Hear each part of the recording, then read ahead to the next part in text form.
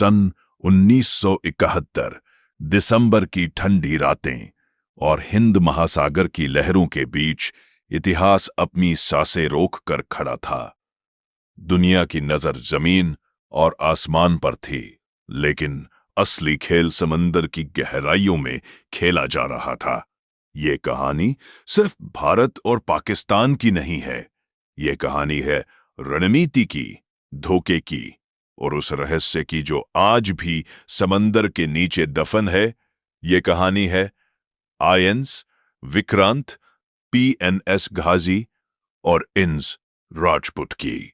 1971 से पहले भारत और पाकिस्तान दो युद्ध पहले ही लड़ चुके थे, 1947 और 1965, लेकिन 1971 का युद्ध सबसे अलग था। इस बार लड़ाई सिर्फ सीमा पर नहीं थी, इस बार लड़ाई एक पूरे राष्ट्र के अस्तित्व की थी। पूर्वी पाकिस्तान में पाकिस्तानी सेना के अत्याचार दिन ब दिन बढ़ते जा रहे थे। लाखों लोग अपना घर, अपनी जमीन छोड़कर भारत आ रहे थे। भारत जानता था अब युद्ध को टाला नहीं जा सकता, लेकिन युद्ध जीतने के लिए सिर्फ सैनिक काफी नहीं होते।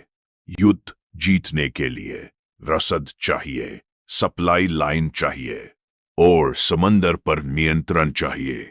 पाकिस्तान की सबसे बड़ी ताकत थी उसका भौगोलिक फैलाव। पश्चिम पाकिस्तान और पूर्वी पाकिस्तान के बीच हजारों किलोमीटर का फासला और बीच में भारत। अगर भारत समंदर में पाकिस्तान की सप्लाई काट देता तो पूर्वी पाकिस्तान अपने आप गिर जाता।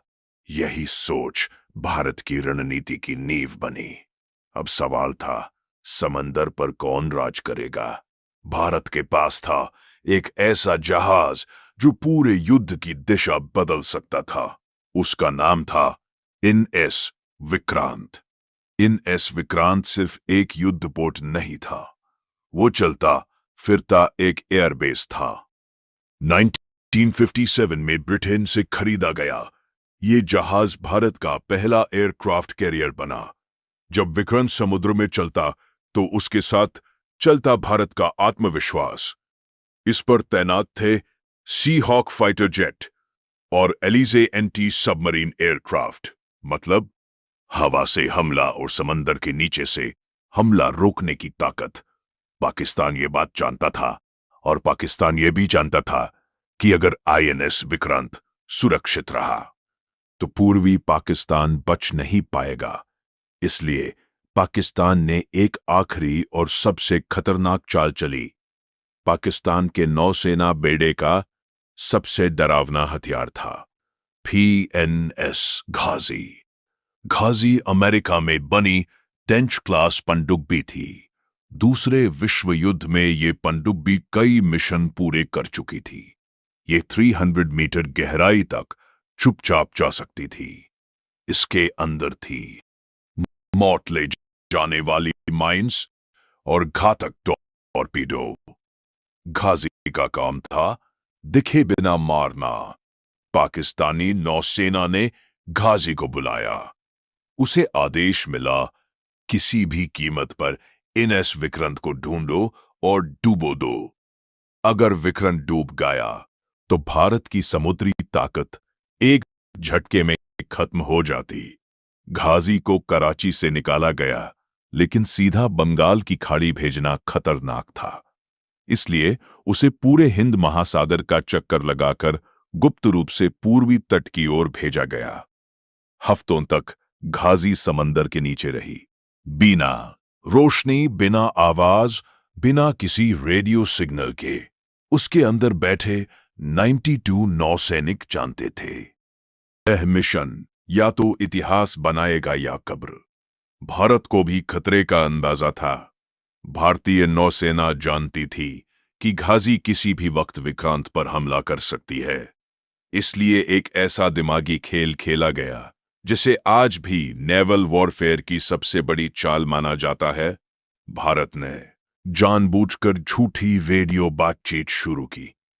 ऐसे संदेश भेजे गए जिनसे लगे कि एनएस विक्रांत विशाखापट्टनम बंदरगाह में है।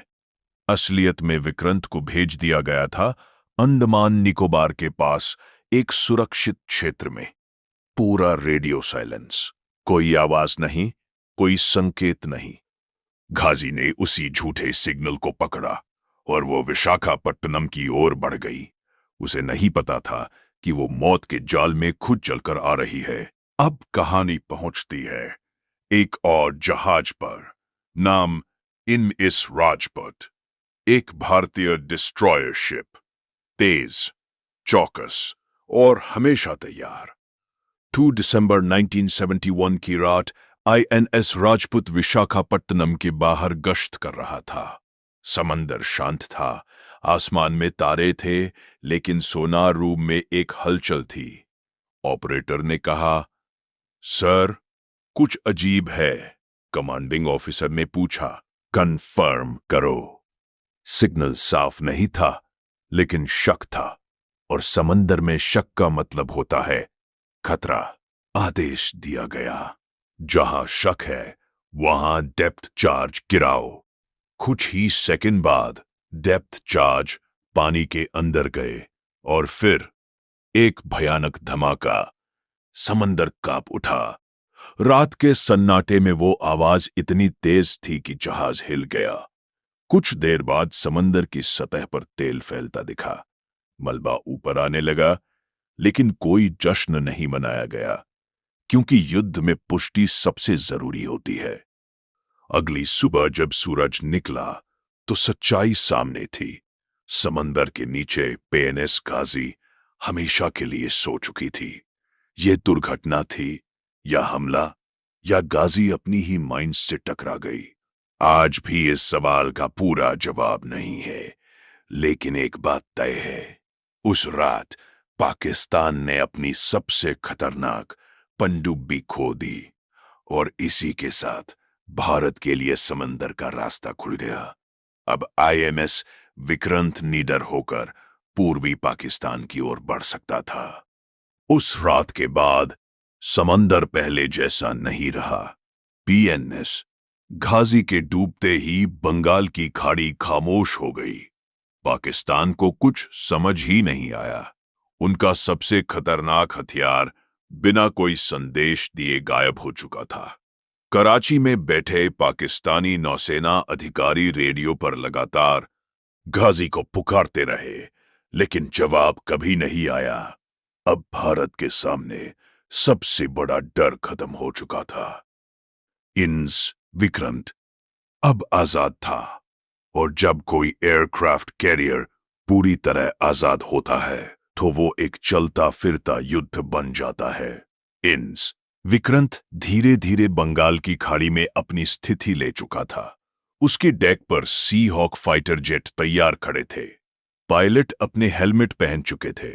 हर किसी को पता था, अब पीछे हटने का कोई रास्ता नहीं है। 3 दिसंबर 1971 सुबह का समय। INS विक्रांत से पहला आदेश जारी हुआ, लॉन्च एयरक्राफ्ट। एक एक कर फाइटर जेट आसमान में उठे। समंदर के ऊपर गूंजती हुई आवाज, और इतिहास में नई दिशा पकड़ ली। पहला निशाना था चिटगांव पोर्ट। यह पूर्वी पाकिस्तान का सबसे बड़ा बंदरगाह था। यहीं से पाकिस्तानी सेना को हथियार, ईंधन और खाना मिलता था। अगर चिटगांव गिरा तो पूरी सप्लाई लाइन टूट जाती। भारतीय पायलट नीचे देखते हैं। पोर्ट पर जहाज खड़े हैं, गोदाम भरे हुए हैं, और उन्हें पता है नीचे मौजूद हर चीज युद्ध को लंबा कर सकती है। हमला शुरू होता है। पहला बम गिरता है, फिर दूसरा, फिर तीसरा। पूरा पोर्ट धुएं और आग में घिर जाता है। जहाज जलने लगते हैं, तेल के टैंक फट पड़ते हैं, और चिटगांव कुछ ही मिनटों में बेकार हो जाता है। पाकिस्तान हक्का बक्का रह जाता है। उन्हें उम्मीद नहीं थी कि भारत इतनी गहराई तक हमला करेगा, और सबसे बड़ी बात, उन्हें यह भी नहीं पता था कि यह हमला कहां से हो रहा है। इसके बाद INS विक्रांत का अगला निशाना था कॉक्स बाजार। ये इलाका पाकिस्तानी नौसेना के लिए रणनीतिक रूप से बहुत अहम था, लेकिन अब वहां कोई बचाव नहीं था। घाजी जा चुकी थी और आसमान पर भारत का कब्जा था। भारतीय जेट नीचे झपटते हैं, रनवे तबाह, इमारतें ढह जाती है, रेडियो स्टेशन खामोश हो जाते हैं। कॉक्सिस बाजार अब युद्ध से कट चुका था। हर हमले के बाद इंस विक्रांत पर रिपोर्ट आती, टारगेट न्यूट्रलाइज्ड, और हर रिपोर्ट के साथ पूर्वी पाकिस्तान और अकेला होता चला गया। अब हमला हुआ खुलना पोर्ट पर।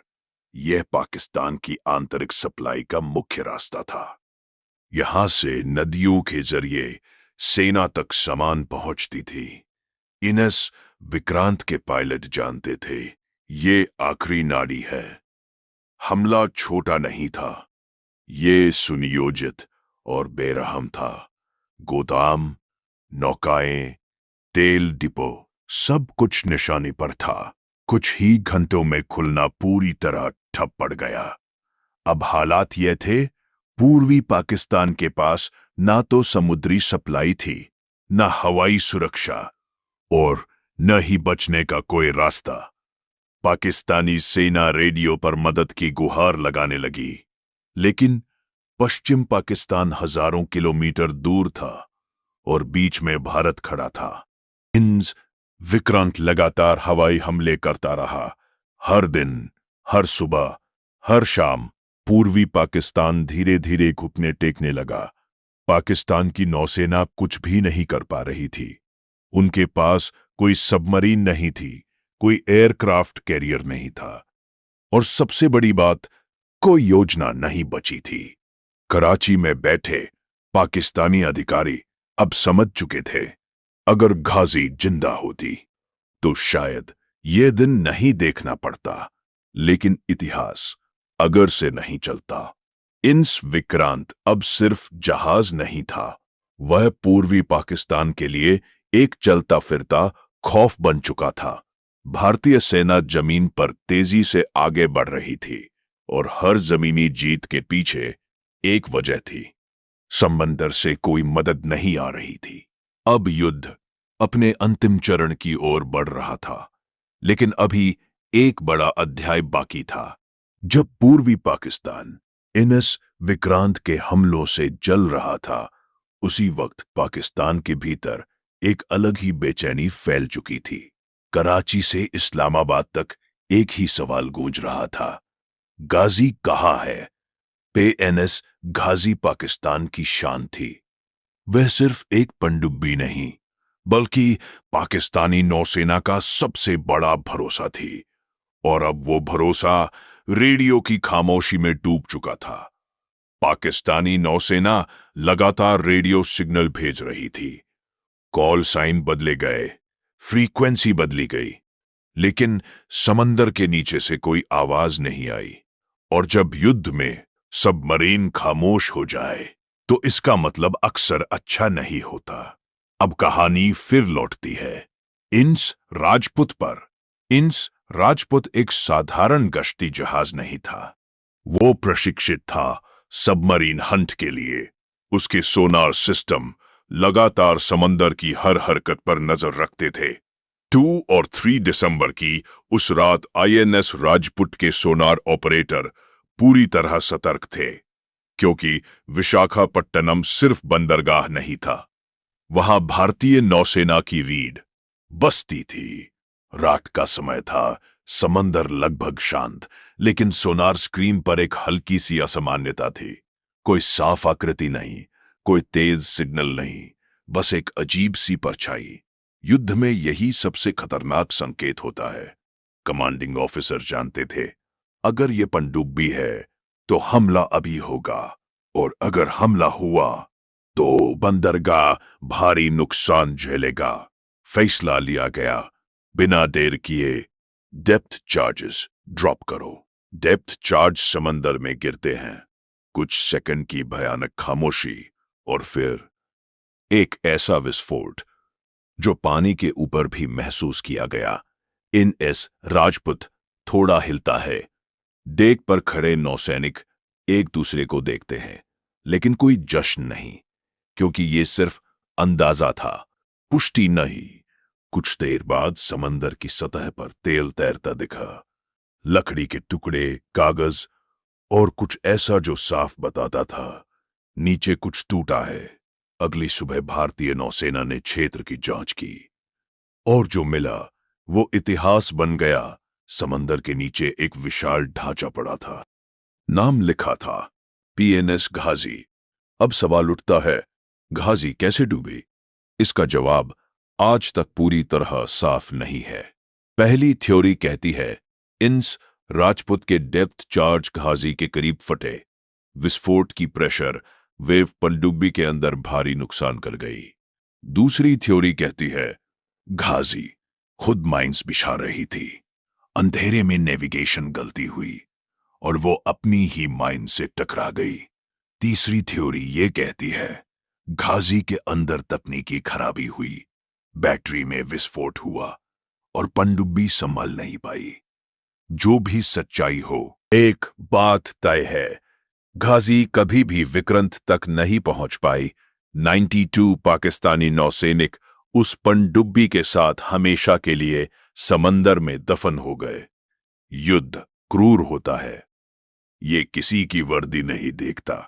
घाजी के डूबते ही पाकिस्तान की समुद्री रणनीति ताश के पत्तों की तरह बिखर गई। अब पाकिस्तान समंदर में अंधा और बहरा था, न कोई सबमरीन, न कोई जानकारी, और ऊपर से इन एस विक्रांत लगातार हमले कर रहा था। पाकिस्तानी नेतृत्व घबराने लगा। उन्हें समझ आ गया पूर्वी पाकिस्तान अब हाथ से फिसल रहा है। पश्चिमी मोर्चे पर कुछ जवाबी कार्रवाई जरूरी थी और इसी मजबूरी ने पाकिस्तान को एक और गलती की ओर धकेल दिया। कराची पोर्ट से पाकिस्तानी नौसेना अपने जहाज बाहर निकालती है। मकसद भारतीय तट पर हमला करना, डर पैदा करना, दबाव बनाना। लेकिन उन्हें अंदाजा नहीं था कि भारतीय नौसेना पहले से तैयार बैठी है। अब कहानी मुड़ती है पश्चिमी समंदर की ओर, जहां एक और रात इतिहास लिखने वाली है। पूर्वी पाकिस्तान लगभग टूट चुका था, लेकिन युद्ध अभी खत्म नहीं हुआ था। पाकिस्तान जानता था अगर पश्चिमी मोर्चे पर कोई बड़ा हमला नहीं किया गया तो हार पूरी तरह तय है, और इसी सोच ने पाकिस्तान को एक आखिरी जल्दबाजी भरे फैसले तक पहुंचा दिया। पाकिस्तान का दिल था कराची पोर्ट, यहीं उसकी नौसेना थी, यहीं ईंधन था, यहीं हथियार थे। अगर कराची सुरक्षित रहा तो पाकिस्तान कुछ समय और लड़ सकता था, लेकिन अगर कराची पर आंच आई तो पूरा देश हिल जाएगा। भारतीय नौसेना ये बात जानती थी और इसलिए एक साहसी योजना बनाई गई। नाम रखा गया ऑपरेशन ट्राइडेंट। यह ऑपरेशन साधारण नहीं था, यह एक ऐसा हमला था जिसमें भारतीय नौसेना सीधे पाकिस्तान के घर में घुसने वाली थी, और वो भी रात के अंधेरे में। 4 दिसंबर 1971 की रात। अरब सागर शांत था, लेकिन उस शांति के नीचे मौत चल रही थी। भारतीय नौसेना के मिसाइल बोट्स इंस निपात, इंस निर्घात और इंस वीर धीरे धीरे कराची की ओर बढ़ रहे थे। इन जहाजों की सबसे बड़ी ताकत थी स्टाइक्स मिसाइल, एक ऐसी मिसाइल जो एक ही वार में पूरा जहाज खत्म कर सकती थी, और पाकिस्तान इस खतरे से लगभग अनजान था। रात गहरी होती गई, रेडार पर कराची पोर्ट धीरे धीरे उभरने लगा। भारतीय कमांडरों को पता था अब जो होगा वो इतिहास बनेगा। पहला निशाना मिला, पीएनएस खैबर, एक पाकिस्तानी डिस्ट्रॉयर। आदेश मिला फायर मिसाइल। मिसाइल आसमान में उठी, कुछ सेकंड सिर्फ सन्नाटा, और फिर एक जबरदस्त विस्फोट। पीएनएस खैबर आग का गोला बन गया। कुछ ही मिनटों में वो समंदर में डूब गया। पाकिस्तान को समझ ही नहीं आया कि हमला कहां से हुआ। रडार खामोश थे, रात अंधी थी। दूसरा निशाना बना। PNS मुहाफिज। एक और पाकिस्तानी युद्धपोत, एक और मिसाइल, एक और विस्फोट, और मुहाफिज भी समंदर में समाप्त हो गया। कराची पोर्ट पर अफरा तफरी मच गई। सायरन बजने लगे, लोग भागने लगे। लेकिन तब तक बहुत देर हो चुकी थी। भारतीय मिसाइल बोट्स अब पीछे हट रहे थे। लेकिन कहानी यही खत्म नहीं हुई। एक मिसाइल कराची के तेल भंडारण क्षेत्र पर गिरी। तेल के टैंक फट पड़े। आग इतनी भयानक थी कि आसमान लाल हो गया। 3 दिन तक कराची जलता रहा। पाकिस्तान का मुख्य ईंधन भंडार नष्ट हो चुका था और उसके साथ टूट चुकी थी उसकी युद्ध क्षमता। इस हमले के बाद 4 दिसंबर भारतीय नौसेना के लिए इतिहास बन गया। आज भी इसी दिन को नेवी डे की रूप में मनाया जाता है। पाकिस्तान अब पूरी तरह रक्षात्मक हो चुका था। उसकी नौसेना बंदरगाह से बाहर निकलने से डर रही थी। समंदर पर भारत का खुला राज था। लेकिन भारतीय नौसेना यही नहीं रुकी। कुछ ही दिन बाद एक और हमला किया गया। नाम ऑपरेशन पाइथन। 8 दिसंबर 1971 की रात। फिर वही अंधेरा, फिर वही साहस।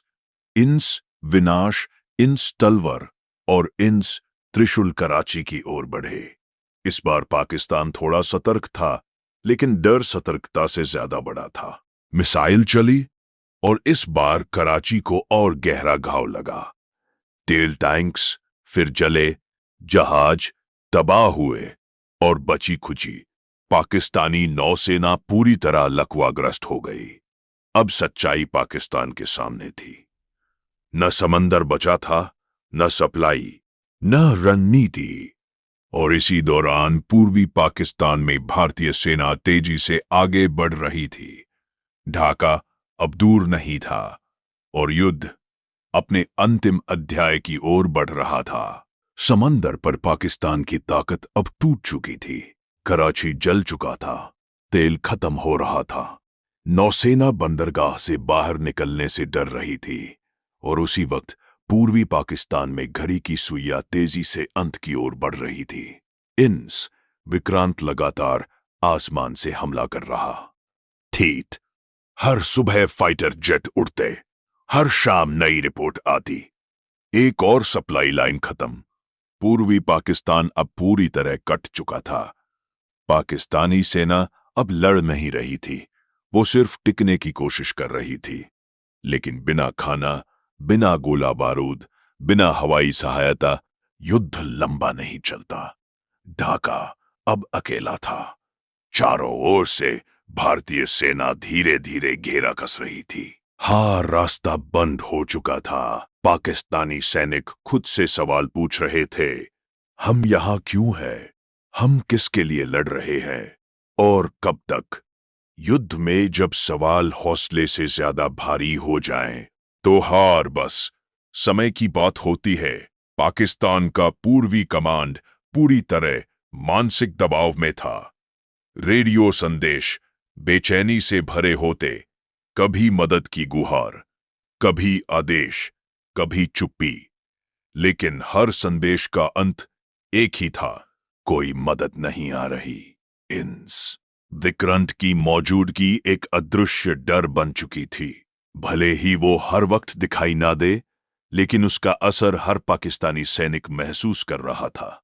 पाकिस्तान जानता था, अगर समंदर से एक भी जहाज आ जाए तो शायद कुछ दिन और लड़े जा सकते हैं। लेकिन समंदर अब भारत का था। भारतीय सेना जमीन पर तेजी से आगे बढ़ रही थी। हर शहर, हर कस्बा धीरे धीरे हाथ से निकल रहा था। पाकिस्तानी यूनिट्स या तो सरेंडर कर रही थी या पीछे हट रही थी। ढाका के भीतर हालात और भी खराब थे। न बिजली, न ठीक से खाना, न भरोसा, सिर्फ डर। Pakistani commander lieutenant general AAK Niazi अब सच्चाई समझ चुके थे। ये युद्ध जीता नहीं जा सकता, लेकिन हार स्वीकार करना आसान नहीं होता। खासकर तब जब पूरे देश की नजर आप पर हो। पश्चिम पाकिस्तान से अब भी खोखले संदेश आते, डटे रहो, लड़ते रहो। लेकिन जमीन पर हालात उन शब्दों से कहीं ज्यादा कठोर थे। पूर्वी पाकिस्तान की जनता भी अब खुलकर पाकिस्तानी सेना के खिलाफ थी। मुक्ति वाहिनी हर जगह सक्रिय थी। हर गली, हर पुल एक खतरा बन चुका था। भारतीय सेना और मुक्ति वाहिनी एक साथ ढाका की ओर बढ़ रही थी। घड़ी अब उल्टी गिनती कर रही थी। पाकिस्तानी सेना के पास अब 3 ही रास्ते थे: पूरी तरह तबाह होना, बिना मतलब लड़ते रहना, या आत्मसमर्पण। इनेस विक्रांत अब भी समंदर में था, खामोश, सतर्क, जैसे ये याद दिला रहा हो भागने का कोई रास्ता नहीं बचा। अंतर्राष्ट्रीय दबाव भी बढ़ने लगा। दुनिया समझ चुकी थी, ये युद्ध अपने अंत के बहुत करीब है। ढाका में तनाव हर घंटे बढ़ रहा था। और फिर वो दिन नजदीक आने लगा जो इतिहास में हमेशा के लिए लिखा जाने वाला था। एक ऐसा दिन जो सिर्फ एक युद्ध का अंत नहीं था, बल्कि एक नए देश की शुरुआत थी। दिसंबर की वह सुबह अलग थी। हवा में एक अजीब सी खामोशी थी। ढाका, जो कई दिनों से गोलियों, धमाकों और डर से जागता रहा था, आज थका हुआ था। हर तरफ सन्नाटा था, जैसे एक लंबा, निर्दयी सपना अब टूटने वाला हो। पाकिस्तानी सेना अब जान चुकी थी, यह युद्ध खत्म हो चुका है। बस घोषणा बाकी है। लेफ्टिनेंट जनरल ए के नियाजी के सामने अब कोई विकल्प नहीं था। उनके पास न सेना थी, न सप्लाई, न हौसला, और सबसे बड़ी बात, न कोई रास्ता। चारों तरफ भारतीय सेना थी, जमीन पर, आसमान में और समंदर में। इन्स विक्रांत अब भी बंगाल की खाड़ी में मौजूद था। भले ही उस दिन उसने कोई हमला ना किया हो, लेकिन उसकी मौन उपस्थिति सब कुछ कह रही थी। 16 दिसंबर 1971, ढाका के रेस कोर्स मैदान में इतिहास खुद को लिखने आ रहा था। भारतीय सेना की ओर से लेफ्टिनेंट जनरल जगजीत सिंह अरोड़ा मौजूद थे। उनके सामने पाकिस्तानी सेना के कमांडर। चेहरों पर थकान थी, आंखों में हार की सच्चाई। दोपहर के समय आत्मसमर्पण के दस्तावेज साइन किए गए। कोई गोली नहीं चली, कोई धमाका नहीं हुआ, बस कलम चली।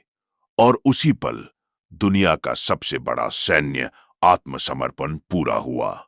90,000 से ज्यादा पाकिस्तानी सैनिकों ने हथियार डाल दिए।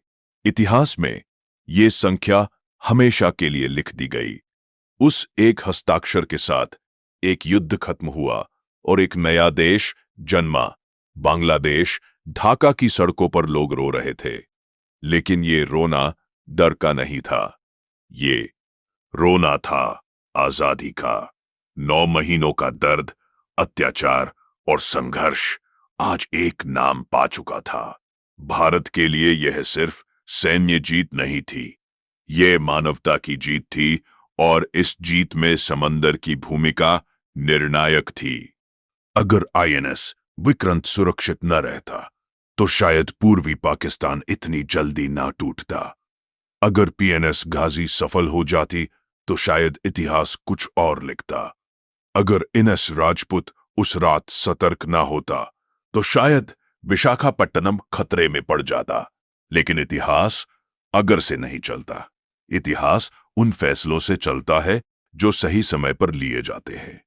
इनेस विक्रांत ने यह साबित किया कि एयरक्राफ्ट कैरियर सिर्फ जहाज नहीं होते, वे युद्ध की दिशा बदल देते हैं। इनेस राजपूत ने यह दिखाया कि चौकसी और निर्णय कभी कभी पूरे युद्ध से ज्यादा अहम होते हैं। और पीएनएस गाजी एक चेतावनी बन गई कि युद्ध में अहंकार सबसे बड़ा दुश्मन होता है। 4 दिसंबर आज भी भारतीय नौसेना दिवस के रूप में मनाया जाता है, क्योंकि उस दिन भारत ने समंदर पर अपनी मुहर लगाई थी। 1971 का युद्ध सिर्फ 14 दिनों में खत्म हो गया, लेकिन उसके प्रभाव आज भी महसूस किए जाते हैं। दक्षिण एशिया का नक्शा बदल गया, संतुलन बदल गया और भारत एक क्षेत्रीय शक्ति के रूप में दुनिया के सामने खड़ा हुआ। इंस विक्रांत बाद में सेवा से हटा दिया गया, लेकिन उसकी कहानी कभी रिटायर नहीं हुई। आज जब भारत के पास नए एयरक्राफ्ट कैरियर हैं, तो उनकी नींव में विक्रांत की विरासत छुपी है।